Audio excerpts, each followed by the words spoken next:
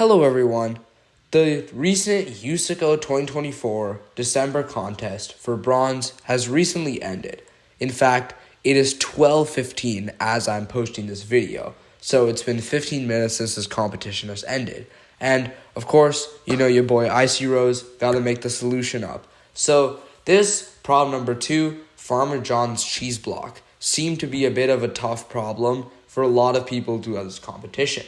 However, I found this problem to be relatively simple. So we will go over the solution to this problem in full depth so you guys can get the full gist over how the thinking process for this problem actually works. So without further ado, let's get into it. So basically, I'm going to skip reading the problem because there's no need to do that. You've already read the problem a billion times, okay? So basically, let's give an overall gist. So we are given a 3x3 grid, like a 3x3 cube of cheese, right? That we know from 0, 0, 0 to n and n, right? And then we are given a set 2 times 10 to the 5th queries where we clear out this block of cheese from that grid space, right? And then after each one, we have to say how many bricks we can put in, like 1x1 rods, essentially, of size n can we still fit into that box. So the biggest thing with this problem is, of course, you can put this all into one array, but you will not get past, you'll get past this first subtask and this second subtask if you're lucky. But on inputs 8 to 16, you will TLE. So the thing is, you want to think of an efficient solution, right? And if it's not made obvious already by the 2 times 10 to the 5th queries we have to do, obviously all of this has to be done in O of 1 time, right? So think about this. How could we do this in O of 1 time? We need to figure out where can rods be placed. So I'm pretty sure a lot of you picked onto this at the competition, but the strategy is you don't just want to look at you don't want just to complete search the whole block after every single query. Of course, you want to just be looking at, you have one query. Afterwards, you want to look at what did it change, right? But here's the thing. How do you reference the adjacent blocks? Because you have to, all the blocks in the row. Because you have to see how many are in the row still. Here's the thing. If you try to search through an array, once again, O of n time. So how can we make it such that referencing the amount of blocks left in that one line is O of 1 time? So the strategy here is actually quite simple, right? So essentially what we want to do is we have a 3D block, right? That will go like this, or I'm bad at drawing, sorry. Like this, right? We have a 3D block. And basically, if this row is fully empty, I don't know, can I change color? I can't change color, whatever.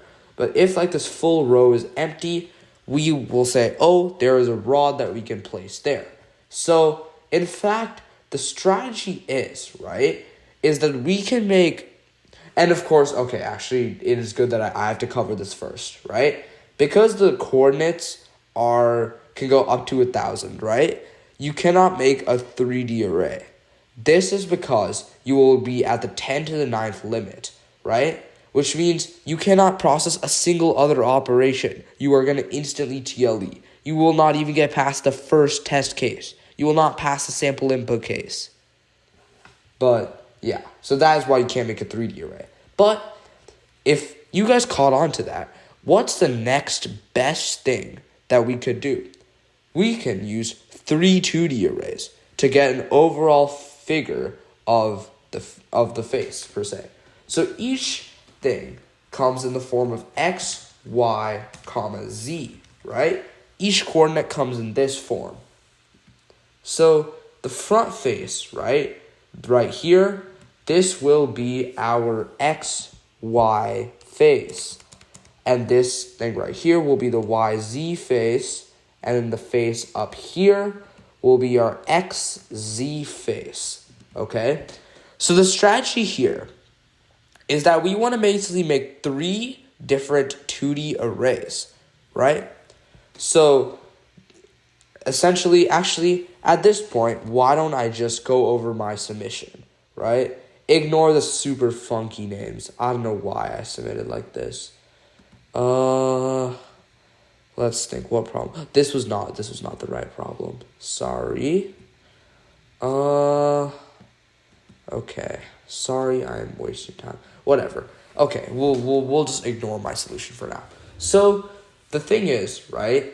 Basically, if we have 2D arrays, we can reference, so each one, right? Front, X, Y. That'll allow us to reference that place on the thing. But how does that help us?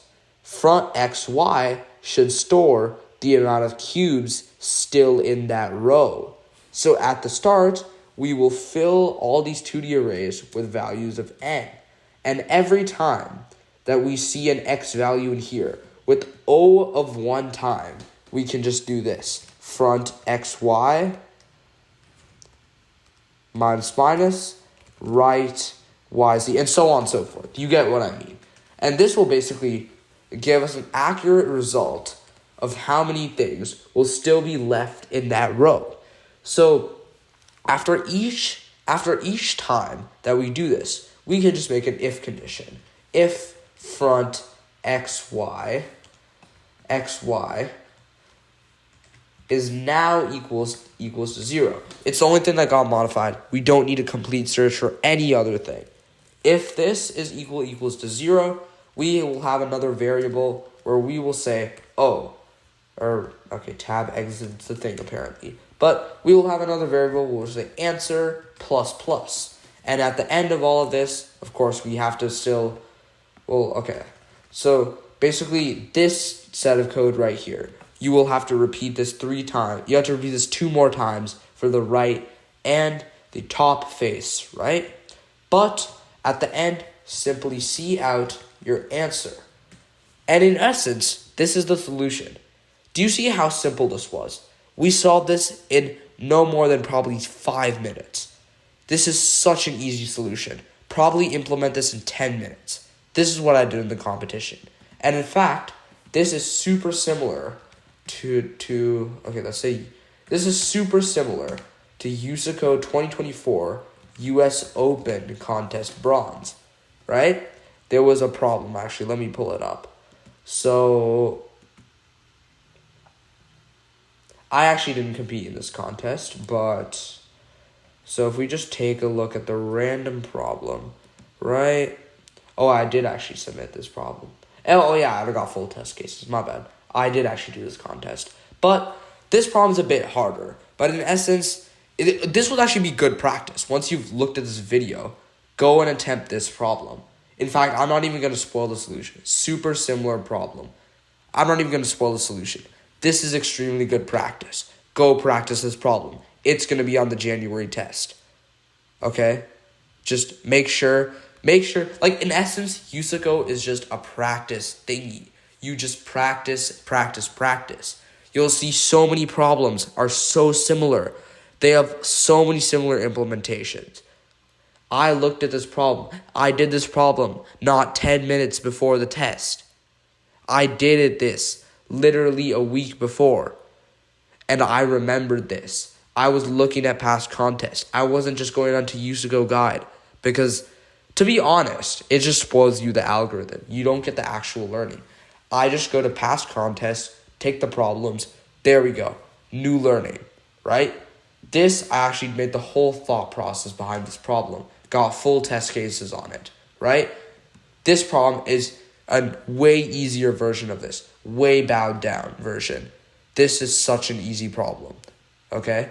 For next time, make sure to go look at practice problems. And don't worry if you didn't qualify. This is the December contest. It'll only get easy from here. Not the US Open. It'll only get easier from here. Just make sure to keep practicing. You guys will get that silver cut. All right, Icy Rose out.